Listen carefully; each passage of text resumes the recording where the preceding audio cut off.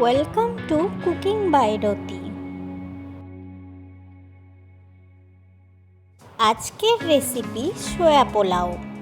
সোয়া পোলাও খুব হেলদি একটা রেসিপি।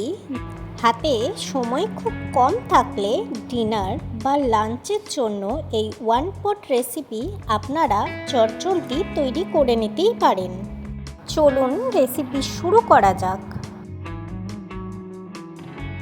প্রথমে বাটিতে 1 কাপ সয়াবিন নিয়ে নিন এবং গরম জল দিয়ে 5 মিনিট ভিজিয়ে রাখুন।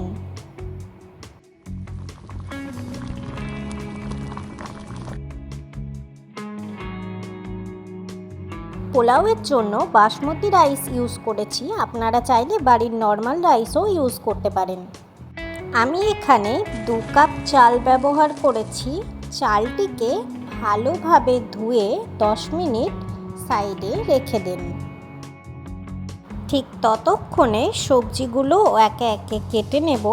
আপনারা আপনাদের পছন্দ মতো সবজি ব্যবহার করতে পারেন। আমি এখানে গাজর, আলু ও ক্যাপসিকাম নিয়েছি।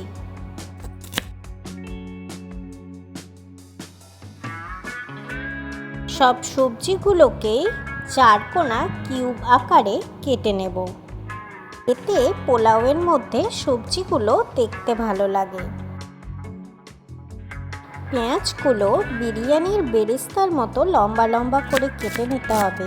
দেখুন ঠিক এরকমভাবে। সয়াবিন থেকে জলগুলো চিপে নিয়ে একটা পাত্রে আলাদা করে রেখে দিলাম। এখানে মশলা হিসেবে আদা, 4 কোয়া রসুন ও 2টো কাঁচা লঙ্কা পেস্ট করে নেব। কড়াই গরম হলে তাতে তেল দিয়ে একে একে সব সবজিগুলো দিয়ে কিছুক্ষণ ভেজে নেব।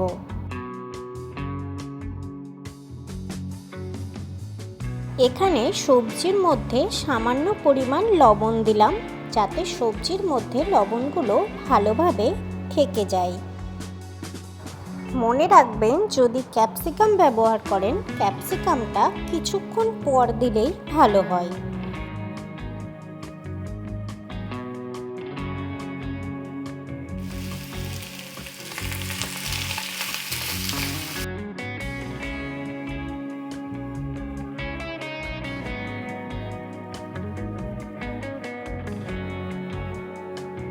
সবজি ভাজা হয়ে গেলে তার মধ্যে সয়াবিনটি দিয়ে আরও কিছুক্ষণ নেড়ে চেড়ে ভেজে দেব।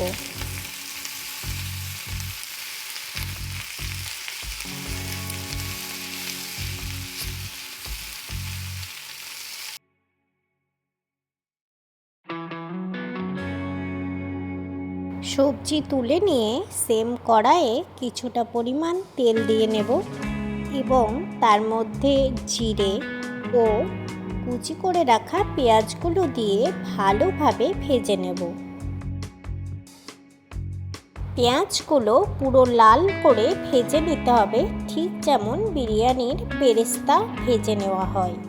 পেঁয়াজ ভাজার সময় ফ্লেম হাই করেই ভাজবেন, যাতে পেঁয়াজগুলো খুব তাড়াতাড়ি ব্রাউন কালারের হয়ে যায়। এর মধ্যে দিয়ে দেব আদা, রসুন, কাঁচা লঙ্কার পেস্ট এবং এগুলিও 2 মিনিট হাই ফ্লেমে ভেজে নেব।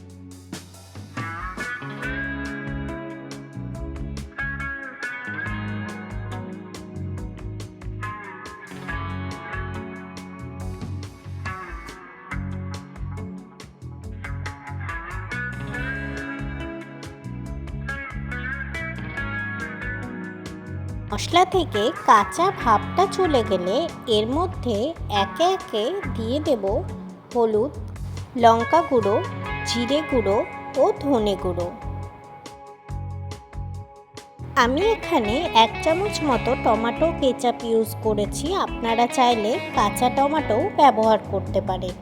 কাঁচা টমেটো ব্যবহার করলে ওটিকে পেঁয়াজের সঙ্গেই ভেজে নেবেন।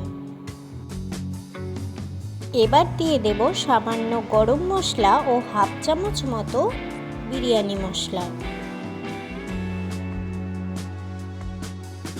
কিছুটা চিনি দিয়ে একবার নেড়ে এর মধ্যে কিছুটা পরিমাণ জল দিয়ে নেব, যাতে মশলাগুলো ভালোভাবে কষা হয়ে যায়।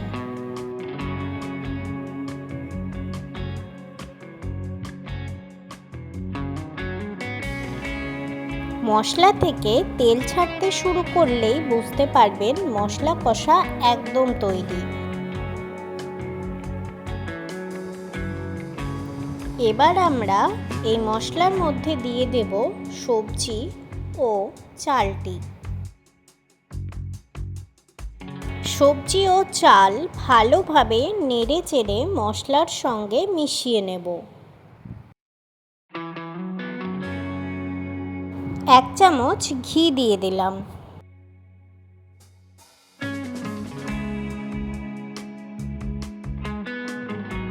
এবার এর মধ্যে দিয়ে দেব পরিমাণ মতো জল। জলের কোয়ান্টিটি হবে ঠিক চালের ডবল, মানে আমি এখানে 2 কাপ যদি চাল ব্যবহার করি সেখানে আমাকে 4 বা 4.5 কাপ জল দিতে হবে। মনে রাখবেন জলের পরিমাণটা সঠিকভাবে দিতে হবে, না হলে পোলাওয়ের চাল বেশি গলে যেতে পারে। সব ভালোভাবে মিশিয়ে দিয়ে ঢাকা দিয়ে 10 মিনিট হতে দেব। 10 মিনিট পর এসে একবার চেক করে নেব। কাছ থেকে দেখলে বোঝা যাচ্ছে এখনও চাল পুরোভাবে হয়ে ওঠেনি এবং ভেতরে জলের পরিমাণ রয়েছে, তাই আরও 5 মিনিট এভাবেই হতে দেব। 5 মিনিট পর ফ্লেম বন্ধ করে পোলাওটিকে কিছুটা ঠান্ডা হতে দেব। সয়া পোলাও একদম তৈরি। পোলাও কিছুটা ঠান্ডা হলে সাইড থেকে তলের চালগুলো কিছুটা নেড়ে সাইড করে দেব, যাতে তল থেকে ভাপটা বেরিয়ে যায়, না হলে তলেরগুলো লেগে যেতে পারে। এরকমভাবে বানালে সয়া পোলাও হবে একদম ঝরঝরে। আপনারা দেখতেই পাচ্ছেন কত ঝরঝরে ও সুন্দর হয়েছে। বাড়িতে বানিয়ে কমেন্ট করে জানাবেন কেমন হয়েছে। ভিডিও ভালো লেগে থাকলে লাইক ও সাবস্ক্রাইব করতে ভুলবেন না যেন। Thank you for watching.